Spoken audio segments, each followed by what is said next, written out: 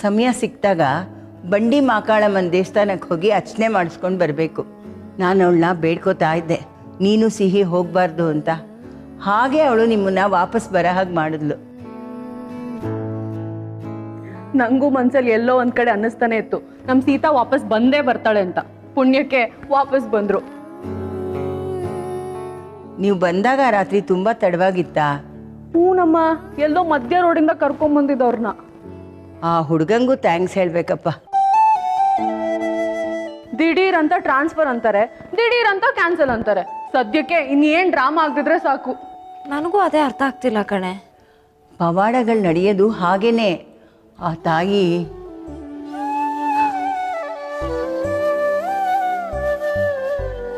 ಸೀತಾ, ರಾತ್ರಿನೇ ಬಂದಂತೆ, ಯಾಕೆ ಬೆಳಗಾವಿಗೆ ಹೋಗ್ಲಿಲ್ವಾ? ಆಫೀಸಿಂದ ಟ್ರಾನ್ಸ್ಫರ್ ಕ್ಯಾನ್ಸಲ್ ಆಯ್ತು ಅಕ್ಕ. ಸದ್ಯ ಇನ್ನು ಯಾರ ಹತ್ರ ಸಕ್ಕರೆ ಬೇಳೆ ಕೇಳೋಣ ಅಂತ ಚಿಂತೆ ಆಗೋಗಿತ್ತು. ಅಯ್ಯಯ್ಯಯ್ಯಯ್ಯ, ಸೀತಾ ಹೋಗೋದಕ್ಕಿಂತ ನಿಮ್ಗೆ ಸಕ್ಕರೆ ಬೇಳೆದೇ ಚಿಂತೆನಾ? ಹಾಗೇನಿಲ್ಲಮ್ಮ, ಸೀತಾ ಇಲ್ದು ವಟಾರದಲ್ಲಿ ನಮ್ಗೆ ಇರಕ್ತಾನೆ ಆಗುತ್ತಾ? ಸುಮ್ಮನೆ ಹೇಳಿದೆ. ನೀನು ವಾಪಸ್ ಬಂದದ್ದು ಖುಷಿ ಆಯ್ತಮ್ಮ. ಸರಿ, ಆಮೇಲೆ ಬರ್ತೀನಿ. ಸರಿ ಅಕ್ಕ.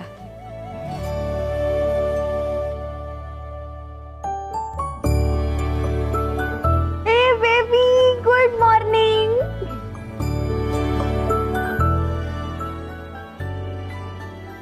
Welcome back. ನನ್ನ ಬಂಗಾರಿ, ನೀನು ಊರಿಗೆ ಹೋಗಿಲ್ಲ ಕಣೆ, ಅಜ್ಜಿಗೋಸ್ಕರ ಓಡೋಡ್ ಬಂದ್ಬಿಟ್ಟಿದ್ಯಾ. ಅಜ್ಜಿ, ನಾವು ಹೋಗ್ಲೇ ಇಲ್ವಾ? ಬಸ್ಸಲ್ಲಿ ಇದ್ದ ತಾನೆ? ಆ ದೇವ್ರನ್ನ ಬೇಡ್ಕೊಂಡಿದ್ನಲ್ಲ, ಅವನೇ ನಿನ್ನನ್ನು ಇಲ್ಲಿ ಕರ್ಸ್ಬಿಟ್ಟಿದ್ದಾನೆ. ಅಜ್ಜಿ, ತಾತ ಎಲ್ಲಿ? ತಾತ ನಿಂಗೋಸ್ಕರ ಬಾದಾಮಿ ತರಕ್ ಹೋಗಿದ್ದಾರೆ. ಬಾದಾಮಿನ? ಮತ್ತೆ ನಮಗಿದು ಸಂಭ್ರಮ ಅಲ್ವಾ. ನೋಡು, ನಿನ್ನೆ ರಾತ್ರಿ ನಾನು ಇಷ್ಟೊಂದು ಅತ್ತೆ ಗೊತ್ತಾ? ನಾನು ಯಾವತ್ತೂ ಅಷ್ಟೊಂದು ಹತ್ತಿರಲಿಲ್ಲ. ತಾತ ಕೂಡ ಹತ್ರು. ಯಾವತ್ತೂ ನಮ್ಮನ್ನು ಬಿಟ್ಬಿಟ್ಟು ಹೋಗ್ಬೇಡಮ್ಮ. ಸೀತಾ, ವಾಪಸ್ ಬಂದಿದ್ದಕ್ಕೆ ಖುಷಿ ಪಡದೆ ಯಾಕೆ ಹಿಂಗೆ ಸಪ್ಪಗೆ ನಿಂತಿದ್ಯಾ? ಏನಿಲ್ಲ ಕಣೆ ಪ್ರಿಯಾ, ನಮಗೆ ಟ್ರಾನ್ಸ್ಫರ್ ಆಗಿತ್ತು ಆಫೀಸಿಂದ. ನಾವು ಆ ಜಾಗಕ್ಕೆ ಹೊರಡಬೇಕಿದ್ರೆ ಕ್ಯಾನ್ಸಲ್ ಅಂತ ಹೇಳಿದ್ರು. ಆ ವಿಷಯ ತಿಳಿಸಿದ್ದು ನಮಗೆ ರಾಮ್. ಅದು ಆ ಥರ ಬಸ್ನ ಚೇಸ್ ಮಾಡ್ಕೊಂಡ್ಬಂದು ನಮ್ಮನ್ನು ವಾಪಸ್ ಕರ್ಕೊಂಡು ಬಂದರು. ಇದೆಲ್ಲ ಎಲ್ಲೇ ಆಗತ್ತೆ. ರಾಮ್ಗೆ ವಿಷಯ ಗೊತ್ತಾಗಿ ನಾವು ಯಾವ ಬಸ್ಸಲ್ಲಿದ್ದೀವಿ ಅಂತ ತಿಳ್ಕೊಂಡು ನಾವಿರೋ ಜಾಗಕ್ಕೆ ಬರೋಕ್ಕೆ ಟೈಮ್ ಬೇಕಾಗತ್ತೆ ಅಲ್ವಾ? ಆಫೀಸಿಂದ ನಂಗೆ ಇಮೇಲ್ ಬರೋಕ್ಕಿಂತ ಮುಂಚೆನೇ ನಮ್ಮನ್ನು ವಾಪಸ್ ಕರ್ಕೊಂಡು ಬರೋಕ್ಕೆ ರಾಮ್ ಹೊರಟ್ರ ಹಾಗಿದ್ರೆ? ಆ್ಯಕ್ಚುಲಿ ಬಸ್ ಸ್ಟಾಪ್ ಹತ್ರ ನನ್ನ ಬಾಸ್ನು ನೋಡಿದೆ. ಅವರೇ ಡಿರೆಕ್ಟಾಗಿ ಬಂದು ಸ್ಟಾಪ್ ಮಾಡೋಕ್ಕಾಗದೆ ರಾಮ್ನ ಕಳಿಸಿರ್ಬೋದು. ಇದರಲ್ಲೆಲ್ಲ ಏನೇನೆಂದು ಪತ್ತೆದಾರಿ ಕೆಲಸ. ನಿಮ್ಮ ಮನೇಲಿ ನೀವಿರ್ತೀರ, ಮಗಳಿಗೆ ಪಕ್ಕದ ಮನೆ ಅಜ್ಜ ಅಜ್ಜಿ ಜೊತೆಲಿರ್ತಾರೆ. You will be extremely safe here. ಅದಕ್ಕಾದರೂ ಖುಷಿ ಪಡು.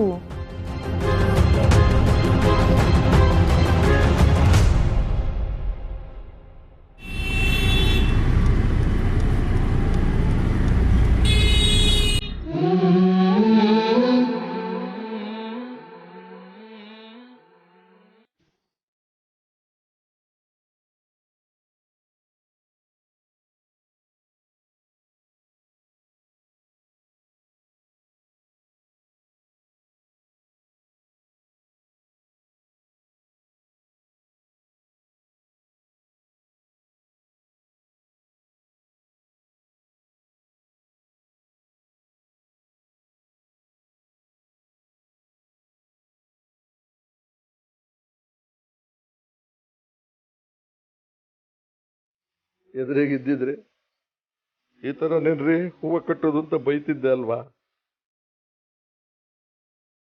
ನೀನು ಬೈದಿದ್ರು ಪರವಾಗಿಲ್ಲ, ನನ್ನ ಜೊತೆಯಲ್ಲಿ ಇರ್ತಿದ್ದೆ. ಈಗ ನಾವು ಈ ಮನೆಗೆ ಬಂದಿದ್ದೀವಿ, ರಾಮುನು ಇಲ್ಲೇ ಇದ್ದಾನೆ. ಇಂದ್ರ ವಾಣಿ ದೂರ ಆದ್ಮೇಲೆ ಕಳ್ಕೊಂಡ ನೆಮ್ಮದಿನ ಅವನಿಗೆ ತಂದು ಕೊಡ್ತಾ ಇದ್ದಾನೆ. ನೀನು ಬರೀ ದುಃಖನೇ ಅನುಭವಿಸಿ ಅವಸರದಲ್ಲಿ ಹೊರಟೋದೆ. ಬೆಳ್ಳಿ ಚಿನ್ನ ಒಡವೆ ಶ್ರೀಮಂತಿಕೆ ಯಾವುದೂ ಬೇಡ, ಒಂದು ಮೊಳ ಮಲ್ಲಿಗೆ ಹೂವು ಇದ್ರೆ ಸಾಕು ಅಂತಿದ್ದೆ ಅಲ್ವ. ಈಗ ನೀನ್ ಬರ್ತೀಯಾ? ದಿನ ಹೂ ಕಟ್ಕೊಡ್ತೀನಿ. ನೋಡು, ನಿನ್ನ ಹತ್ರ ಒಂದು 4 ಮಾತಾಡೋಣ ಅಂತ ಬಂದ್ರೆ ಕಳ್ಳ ಕಿವಿಗಳು ಕದ್ದು ಕೇಳಿಸ್ಕೊತಾ ಇದ್ದಾವೆ. ಏಯ್ ಕಳ್ಳ, ಎಲ್ಲೋ ಹೋಗ್ತಿದ್ಯಾ? ಬಾರ. ಹಾಯ್. ಅದು ನಾನೇ ನಿಮ್ಮ ಮಾತು ಕೇಳಿಸ್ಕೊಂಡಿಲ್ಲ ತಾತ, ನೀವು ಮುಂದುವರ್ಸಿ. ನಿನ್ನೆ ರಾತ್ರಿ ಸದ್ದಿಲ್ದಂಗೆ ಬಂದು ತಾತಪ್ಪನ ಆಶೀರ್ವಾದ ಪಡ್ಕೊಂಡು ಹೋದ್ಯಲ್ಲಪ್ಪ. ಏನ್ ವಿಷಯ? ಏನ್ ಬೇಡ್ಕೊಂಡಿದ್ದೆ? ತಾತ, ನೀವು ಅಜ್ಜಿ ಜೊತೆ ಮಾತನ್ನ ಮುಂದುವರಿಸಿ, ಪಾಪ ಇಲ್ಲಾಂದ್ರೆ ಅವ್ರು ಬೇಜಾರು ಮಾಡ್ಕೊಂತಾರೆ. ಅವಳು ನಿನಗೆ ಅಜ್ಜಿ ಆಗೋದಕ್ಕೆ ಮುಂಚೆ ನನ್ನ ಹೆಂಡತಿ ಕಣೋ. ಡಾರ್ಲಿಂಗ್, 2 ಮಿನಿಟ್ಸ್ ಒಂದು ವಿಚಾರಿಸ್ಕೊಂಡು ಬರ್ತೀನಿ. ಅಂದ್ಕೊಂಡು ಕೆಲಸ ಆಯ್ತಾ? ಒಂದು ಮಟ್ಟಕ್ಕೆ ಆಯ್ತು. ಸರಿ, ಏನು ಅಂತ ಹೇಳು. ತಾತ, ದಿಸ್ ಇಸ್ ಟೂ ಮಚ್. ನನ್ನ ಹತ್ರನೇ ಕಣ್ಣ ಮುಚ್ಚಲ್ಲಿ ಆಡ್ತೀಯಾ? ತಾತ, ನೀವೇನು ಅನ್ಕೋತೀರೋ ನಂಗೆ ಗೊತ್ತಿಲ್ಲ. I am just extremely happy. Thank you so much. Nothing.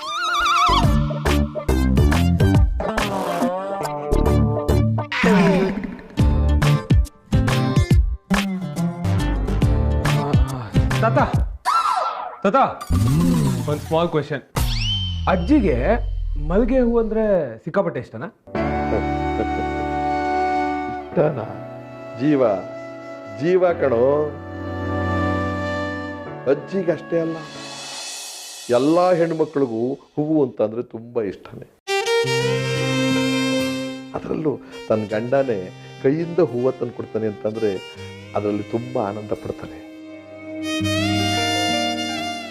ಅದಕ್ಕೆ ಹೇಳೋದು, ಹೆಣ್ಣನ್ನ ಅರ್ಥ ಮಾಡ್ಕೋಬೇಕಾದ್ರೆ ಗಂಡಿನ ಹೃದಯ ಹೂವಿನ ತರ ಇರಬೇಕು ಅಂತ.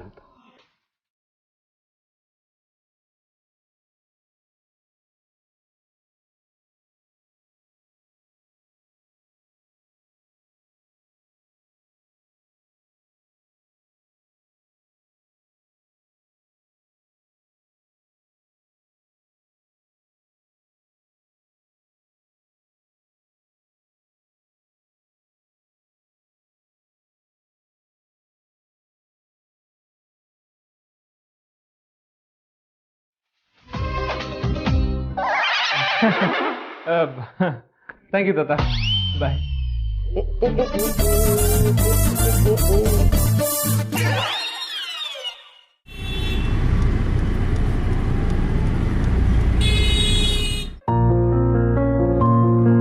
ಮನ್ಸಲ್ಲಿರೋ ಮಾತನ್ನ ರಾತ್ರಿನೇ ಸೀತೆ ಅವ್ರ ಹತ್ರ ಹೇಳ್ಬಿಟ್ಟಿದ್ರೆ ಅವ್ರು ವಾಪಸ್ ಬರ್ತಿದ್ರೋ ಏನೋ, ಅಥವಾ ಕೋಪ ಮಾಡ್ಕೊಂಡು ವಾಪಸ್ ಬಸ್ ಹತ್ಕೊಂಡು ಹೋಗ್ಬಿಟ್ಟಿದ್ರೆ. ಯೋಚನೆ ಮಾಡಿದಷ್ಟು ತಲೆ ಕೆಟ್ಟೋಗ್ತಿದೆ. ಯಾಕೋ ಎದುರ್ಕೋತಿದ್ಯಾ? ನೀನೇನ್ ತಪ್ಪೆ ಮಾಡಿಲ್ವಲ್ಲ? ತಪ್ಪೆ. ಇಷ್ಟು ದಿನ ಬೆಸ್ಟ್ ಫ್ರೆಂಡ್ ಅಂತ ಜೊತೆಲಿದ್ಬಿಟ್ಟು ಆಲ್ ಆಫ್ ಅ ಸಡನ್ ನಿಮ್ಮೇಲೆ ಹೊಸ ಫೀಲಿಂಗ್ ಶುರು ಆಗಿದೆ ಅಂತ ಹೇಗೋ ಹೇಳ್ತೀಯ? ನಾಚಿಕೆ ಆಗಲ್ವಾ? ಹಾಗಂತೀಯ?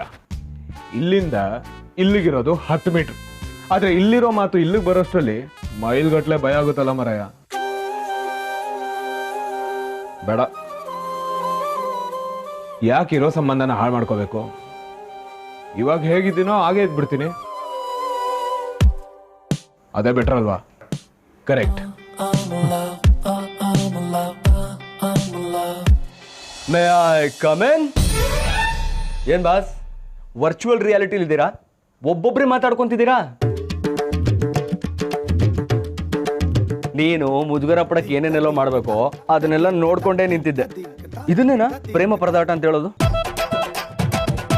ಆದ್ರೂ ಶೋ ಮಾತ್ರ ನೋಡಕ್ಕೆ ಸಖತ್ತಾಗಿತ್ತು. ನಿನ್ನ ಯಾವತ್ತೂ ಈ ಥರ ನೋಡೇ ಇರಲಿಲ್ಲ.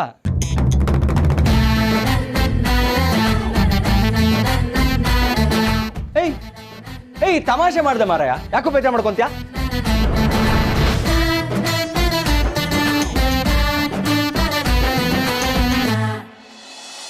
ಪ್ರೀತಿಸ್ತಿದ್ದೀನಿ ಅಂತ ಹೇಳ್ಕೊಳಕ್ಕೆ ಎಷ್ಟು ಒದ್ದಾಡ್ತಿದ್ಯಾ ಅಂತಂದ್ರೆ ನಿನ್ನ ನೋಡಿದ್ರೆ ಗೊತ್ತಾಗ್ತಿದೆ. ಸತ್ಯವಾಗ್ಲೂ ಏನ್ ಮಾಡೋದು ಅಂತಾನೆ ಗೊತ್ತಾಗ್ತಿಲ್ಲ ಕಣ. ನಿನ್ನ ಮನಸ್ಸಿಗೆ ಸತ್ಯವಾಗಿ ನಡ್ಕೋ ಅಷ್ಟೇ. ಇಲ್ಲೇನಿದೆ? Still confused. ಅದು ಪರದೆ ಅಷ್ಟೇ.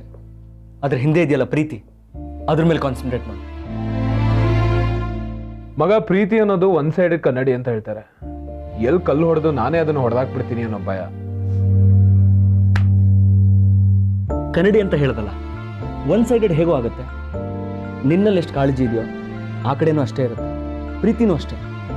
ಅಂದ್ರೆ ಹೇಳ್ಬಿಡು ಅಂತ ಹೇಳ್ತಾ ಇದ್ದೀನಿ. ಮಗ ನೋಡೋ, ಈ ಸಲ ನಾನು ತಮಾಷೆ ಮಾಡ್ತಾ ಇಲ್ಲ, ಸೀರಿಯಸ್ ಆಗಿದ್ದೀನಿ. ಸೀತಾ ಅವರು ಸೀರಿಯಸ್, ಸರಿಯಾಗಿ ನನ್ನ ಹತ್ರ ಮಾತಾಡ್ತಾನೆ ಇಲ್ಲ. ನಂಗೆ ಯಾಕೋ ಅನ್ಸುತ್ತೆ ಅವ್ರಿಗೆ ನನ್ನ ಮೇಲೆ ಡೌಟ್ ಬಂದಿದೆ ಅಂತ. ಡೌಟಾ? ಇನ್ನೇನು, ಆಫೀಸಿಂದ ಮೇಲ್ ಬಂತು, ನಿಮ್ ಟ್ರಾನ್ಸ್ಫರ್ ಕ್ಯಾನ್ಸಲ್ ಆಗಿದೆ ಅಂತ ಹೇಳಿದ್ರು ನಂಬ್ತಾನೆ ಇಲ್ಲ. ಇನ್ನೂ ಒಳ್ಳೇದೇ ಆಗಿದ್ರೆ ಡೈರೆಕ್ಟ್ ಆಗಿ ಹೇಳ್ಬಿಡು. ನನಗೆ ನಿಮ್ಮನ್ನ ಎಲ್ಲಿ ಕಳ್ಸಕ್ಕೂ ಇಷ್ಟ ಇಲ್ಲ, ಅದಕ್ಕೆ ನಾನೇ ಬಂದು ನಿಮ್ಮನ್ನ ಕರ್ಕೊಂಡ್ ಬಂದೆ. ಐ ಲವ್ ಯು ಅಂತ ಹೇಳ್ಬಿಡು. ನಾನ್ ನಿಮ್ ಬಗ್ಗೆ ಹೀಗೆಲ್ಲ ಅನ್ಕೊಂಡಿರ್ಲಿಲ್ಲ ರಾಮ್. ಫಸ್ಟ್ ಬೆಸ್ಟ್ ಫ್ರೆಂಡ್ ಅಂತ ಬಂದು ಇವಾಗ ಈ ರೀತಿ ಬಿಹೇವ್ ಮಾಡ್ತಾ ಇದ್ದೀರಾ. ಐ ಹೇಟ್ ಯು ಅಂತ ಬೈದ್ಬಿಟ್ರೆ. ಕರ್ಮಣ್ಯೇವಾಧಿಕಾರಸ್ತೆ ಮಾ ಫಲೇಶು ಕದಾಚನ. ಕರ್ತವ್ಯವನ್ನು ಮಾಡು, ಫಲ ಆ ಕೃಷ್ಣನಿಗೆ ಬಿಡು. ಆಗಿದ್ದಾಗ್ಲಿ. ನನ್ ಕೃಷ್ಣ ಅಲ್ಲ, ರಾಮ್.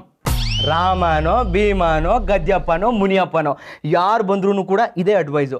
ಯಾರು ಓವರ್ ಆಗಿ ಥಿಂಕ್ ಮಾಡ್ತಾರೋ ಅವ್ರ ಗೇಮ್ ಓವರೇ. Make it simple. 0 or 1 ಅಂತ ಹೇಗೆ ಡಿಸೈಡ್ ಮಾಡೋದೇ ಗೊತ್ತಾಗ್ತಿಲ್ಲ ಮಗ. ಒಪ್ಕೊಂಡ್ರೆ ಚೆನ್ನಾಗಿರುತ್ತೆ. ಅಕಸ್ಮಾತ್ ನೀವ್ ಯಾವತ್ತು ಇನ್ನೊಂದ್ಸಲ ನನ್ನ ಜೊತೆ ಮಾತಾಡ್ಲೇಬೇಡಿ ಅಂತ ಹೇಳ್ಬಿಟ್ರೆ? ಹೇಳಲ್ಲ. ಅದೇಗೋ ಅಷ್ಟು ಕಾನ್ಫಿಡೆಂಟ್ ಆಗಿ ಹೇಳ್ತೀಯಾ? ನಾನು ಮೀಟ್ ಮಾಡಿದ ವ್ಯಕ್ತಿಗಳಲ್ಲಿ ನನ್ನ ದೋಸ್ತ ತುಂಬಾ ಒಳ್ಳೆಯವನು. ಅವನನ್ನು ಹೇಟ್ ಮಾಡೋಕ್ಕೆ ಯಾರ ಕೈಲೂ ಸಾಧ್ಯ ಇಲ್ಲ. ಯಾಕಿಷ್ಟೊಂದು ನೆಗೆಟಿವ್ ಆಗಿ ಯೋಚನೆ ಮಾಡ್ತೀಯಾ? ಒಂದ್ ವೇಳೆ ಸೀತಾ ಅವ್ರಿಗೂ ಇದೇ ಅಭಿಪ್ರಾಯ ಇದ್ದು ನೀನಾಗಿ ನೀನೇ ಹೇಳಲಿ ಅಂತ ಅವರು ಕಾಯ್ತಾ ಇದ್ರೆ, ಅವ್ರಿಗೂ ನಿನ್ ಮೇಲೆ ಪ್ರೀತಿ ಇದ್ರೆ, ಒಂದು ಮಗು ಇದೆ, ನಿನಗಿಂತ ಅವ್ರಿಗೆ ತಾನೇ ಹೇಳ್ಕೊಳಕ್ ಕಷ್ಟ ಆಗೋದು. ಸೊ ಫಸ್ಟ್ ಸ್ಟೆಪ್ ನಿನ್ನಿಂದಾನೇ ಶುರು ಆಗ್ಬೇಕು. ಅವ್ರ ಮನ್ಸಲ್ಲಿ ಏನಿದೆ ಅಂತ ತಿಳ್ಕೊಳ್ದೆ ನಾನು ಏನೇ ಮಾತಾಡೋಕೆ ಹೊಟ್ರು ಅದು ತಪ್ಪೇ ಮಗ. ಎಲ್ಲದಕ್ಕಿಂತ ಮುಖ್ಯವಾಗಿ ನಾನು ಯಾರು ಅಂತ ಫಸ್ಟ್ ಅವ್ರಿಗೆ ಹೇಳಬೇಕು. ಇದು ಕರೆಕ್ಟ್ ಆಗಿರೋ ಯೋಚನೆ. ಮುಂದೆ ದಿಸ್ ಇಸ್ ಶ್ರೀರಾಮ್ ದೇಸಾಯಿ, ಸೂರ್ಯಪ್ರಕಾಶ್ ದೇಸಾಯಿ ಅವರ ಮೊಮ್ಮಗ. ಈ ಆಫೀಸ್ ಮಾಲೀಕ ನಾನೇ ಅಂತ ನಿಜ ಹೇಳ್ಬಿಡ್ತೀನಿ. ಶಬಾಷ್. ಮುಂದೆ ಆಮೇಲೆ ಮುಂದಿರೋದು ಮಾರಾಯ, ನನ್ನ ಮನ್ಸಲ್ಲಿರೋ ಭಾರನ ಇಳಿಸೋದಕ್ಕೋಸ್ಕರ ಅವ್ರ ಮೇಲೆ ಹೊರೆ ಹಾಕ್ಬಾರ್ದಲ್ವಾ. ಮೊದಲು ಅವ್ರ ಕಂಫರ್ಟ್ ಮುಖ್ಯ. ಬಿಕಾಸ್ ಪ್ರೀತಿ ಇರೋ ಕಡೆ ಹೆಚ್ಚಿಗೆ ಗೌರವ ಇರುತ್ತೆ. ಎಲ್ಲದಕ್ಕಿಂತ ಹೆಚ್ಚಾಗಿ ನಾನು ಸೀತಾ ಅವ್ರನ್ನ ಗೌರವಿಸ್ತೀನಿ.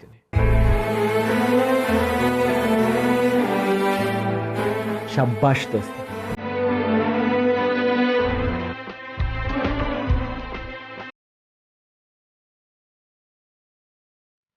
ಕಾಂಪ್ಲಿಕೇಟೆಡ್ ಅಲ್ಲ?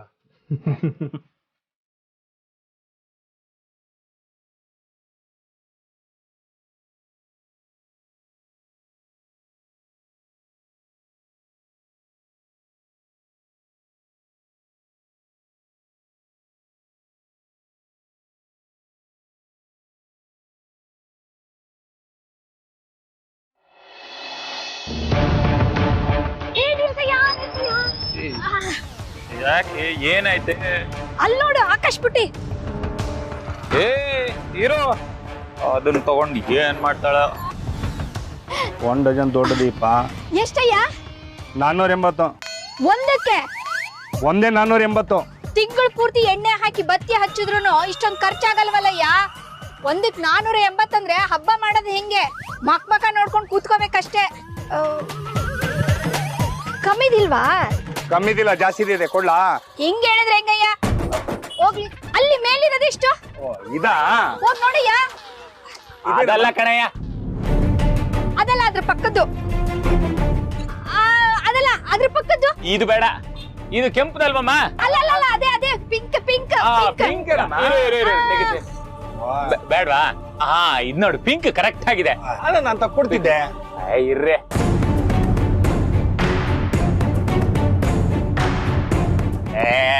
ನಾವೇನು ಕದ್ಕೊಂಡು ಹೋಗ್ತೀವಾ? ಇರೋ. ಚೆನ್ನಾಗಿದೆ ನೋಡಮ್ಮ.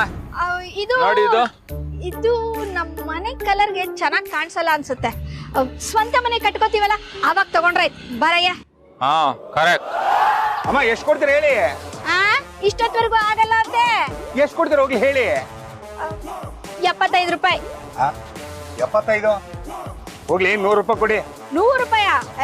ಆಗಲ್ಲ. ಬರಯ್ಯ, ಆಗಲ್ಲ. ಅಲ್ಲಮ್ಮ, ಹಿಂಗಾದ್ರೆ ಹೊಸ ಮನೆ ಕಳೆದಂಗೆ ನೀವು. 100 ರೂಪಾಯಿ ಕೊಡ್ತೀನಿ ಅಂತಿದ್ದ, ಯಾಕೆ ಬೇಡ ಅಂದೆ? ನೋಡು, ಇದ್ಯಾಕೆ ತಗೊಂಡೆ? ಇದು ದೀಪಾನೇ, ಅದು ದೀಪಾನೇ. ಇದೇನ್ ಬೆಳ್ಕೊಡಲ್ಲ ಅನ್ನುತ್ತಾ ಅಥವಾ ಕದ್ದಿರೋದು ಅಂತ ಏನಾದ್ರೂ ಹೇಳುತ್ತಾ? ನಾವು ಬದುಕೋದನ್ನ ಕಲಿಬೇಕು. ನಡಿ ಸುಮ್ನೆ. ಎಲ್ಲಿಗೆ? ನಿಮ್ ತಂಗಿ ಮನೆಗೆ. ಸದ್ಯ ಅವ್ರ ಟ್ರಾನ್ಸ್ಫರ್ ಕ್ಯಾನ್ಸಲ್ ಆಯ್ತು. ಇಲ್ಲ ಅಂದ್ರೆ ಆ ಲಾಯರಪ್ಪ ರೊಚ್ಚಿಗೆ ಹೇಳ್ತಿದ್ದ. ಸರಿ, ಆದ್ರೆ ನಾನು ವಟಾರದವ್ರಿಗೆ ಮಾತ್ರ ಬರ್ತೀನಿ, ಒಳಗ್ ಬರಲ್ಲ. ಸರಿನಾ? ನೀನೇ ಒಳಗ್ ಹೋಗಿ ಮಾತಾಡು. ನೀನು ಕಟ್ಕೊಂಡ್ ತಪ್ಪಿಗೆ ಅದನ್ನು ಮಾಡ್ತೀನಿ. ಮೊದ್ಲು ಈ ನಿನ್ ಡಕೋಟ ಗಾಡಿನ ಶುರು ಮಾಡು. ಶುರು ಮಾಡ್ತೀನಿ. ಇದು ನಿನ್ ತರನೇ.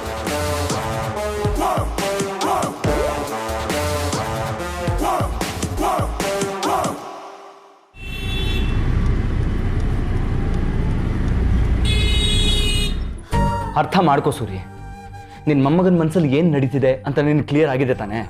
ಆಗಿದೆ. ನಿನಗೆ ನಿನ್ನ ಮೊಮ್ಮಗ ಸೆಟ್ಲ್ ಆಗಬೇಕು ಅಂತ ತಾನೆ? ಏನು ಮಾತಾಡ್ತೀಯೋ? ಮತ್ತೆ ಮಕ್ಕಳು ಮಾತಾಡೋ ಥರ ಹೇಳ್ತಿದ್ಯಾ? ವಿಷಯಕ್ಕೆ ಬಾರ. ವಿಷಯ ಹೇಳಕ್ ಒದ್ದಾಡ್ತಿದ್ದೀನಿ ಅಂತಂದ್ರೆ ಅರ್ಥ ಮಾಡ್ಕೋ, ವಿಷಯ ಸೀರಿಯಸ್ ಆಗಿದೆ. ಸೀರಿಯಸ್ಸಾ? ಏನಾಯ್ತು? ನೀನು ಯಾವುದೇ ತಲೆ ಹರಟೆ ಮಾಡದೆ ಗಂಭೀರವಾಗಿ ನನ್ನ ಮಾತನ್ನು ಕೇಳಿಸ್ಕೊಂತೀಯ ಅಂತ. ನೋಡು ಸೂರಿ, ರಾಮಂಗೆ ಒಳ್ಳೇದಾಗಬೇಕು, ಅವನು ಹೊಸ ಜೀವನನ ಶುರು ಮಾಡಬೇಕು ಅಂತ ನಾವೆಲ್ಲ ಕಾಯ್ತಿದ್ದೀವಿ.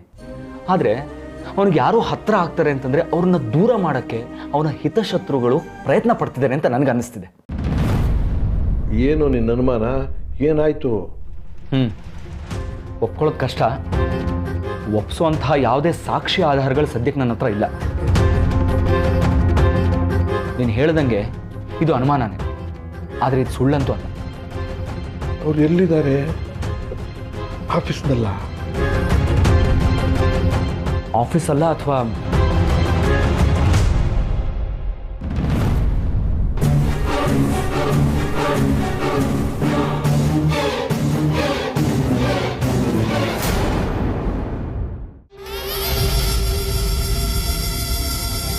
ಸಾರಿ, ನೀವು ಬಂದಿರೋದು ಗೊತ್ತಾಗಲಿಲ್ಲ. ಅಶೋಕ್ ಬಂದಿದ್ದಾನೆ ಅಂತ ಅಂದಮೇಲೆ ಏನೋ ಪರ್ಸ್ನಲ್ ವಿಷಯನೇ ಇರುತ್ತೆ. ನಾನು ಆಮೇಲೆ ಬರ್ತೀನಿ ಮಾವಯ್ಯ. ಹಾಗೇನಿಲ್ಲ, ಅದು ರಾಮ್ ಮನೇಲಿ ಇರಬೇಕು ಅಂದ್ಕೊಂಡಾಗಲೆಲ್ಲ ಕೆಲಸ ಮೀಟಿಂಗು ಅಂತ ಆಫೀಸ್ ಹೊರೆ ಅವನ ಮೇಲೆ ಹೊರಿಸ್ತಾ ಇರ್ತೀನಿ. ಅವ್ನ ಪಾಲಿಗೆ ನಾನೇ ಹಿತಶತ್ರು ಆಗ್ಬಿಟ್ಟಿದ್ದೀನಿ ಅಂತ ಕೆಲವು ಸಲ ನನಗೆ ಅನ್ಸಕ್ಕೆ ಶುರು ಆಗುತ್ತೆ. ಏನೋ ಹೇಳ್ತಿದ್ಯಾ? ತಲೆ ಕೆಡಿಸ್ಕೊಬೇಡ ಸೂರಿ, ಏನೋ ಅನ್ಸಿದ್ದನ್ನು ಹೇಳಿದೆ. ಸರಿ, ನಾ ಹೊರಡ್ತೀನಿ, ಕೆಲಸ ಇದೆ.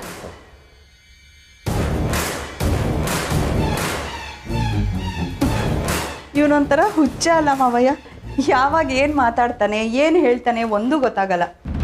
ಗಣಮ್ಮ, ಅವನಿಗೆ ಅವನ ಬಗ್ಗೆ ಚಿಂತೆಗಿಂತ ರಾಮು ಬಗ್ಗೆ ಚಿಂತೆನೇ ಜಾಸ್ತಿ. ನನಗೂ ಅದೇ ಚಿಂತೆ ಮಾವಯ್ಯ. ಏನಮ್ಮ ಏನು ಹೇಳ್ತಾ ಇದ್ದಲ್ಲ, ಏನು ಪ್ರಯತ್ನ ಪಟ್ಟೆ? ಅದೇ ಮಾವಯ್ಯ, ದೀಪಾವಳಿ ಬಂತಲ್ಲ, ಸ್ಟಾಫ್ನೆಲ್ಲ ಮನೆಗೆ ಕರೆದು ಹಬ್ಬದೂಟ ಹಾಕಿಸ್ಬೇಕಲ್ಲ. ನೋಡು ನಾನು ಇನ್ಯಾವತ್ತೂ ಆಫೀಸ್ ಕಡೆ ತಲೆ ಇಕ್ಕೋದಿಲ್ಲ ಅಂತ ಎಷ್ಟು ಸತಿ ನೀನು ಹೇಳಿದ್ರು ತಾಯಿ ಹೃದಯ ಹೇಗೆ ಕರಗುತ್ತೆ. ಅಲ್ಲಿರೋರ್ನೆಲ್ಲ ಕರೆಸಿ ಊಟ ಹಾಕ್ಬೇಕು ಅಂತ ಇದೆಯಾ? ಮಾಡು. ಈ ಹೊಸದಾಗಿ ಮನೆಗೆ ಬಂದಿದ್ದೀವಿ, ಮೊದಲನೇ ದೀಪಾವಳಿ, ರಾಮುನು ಇಲ್ಲಿದ್ದಾನೆ, ಕರೆಸು ಎಲ್ಲ ವ್ಯವಸ್ಥೆ ಮಾಡಿಬಿಡಮ್ಮ. ಸರಿ ಮಾವಯ್ಯ.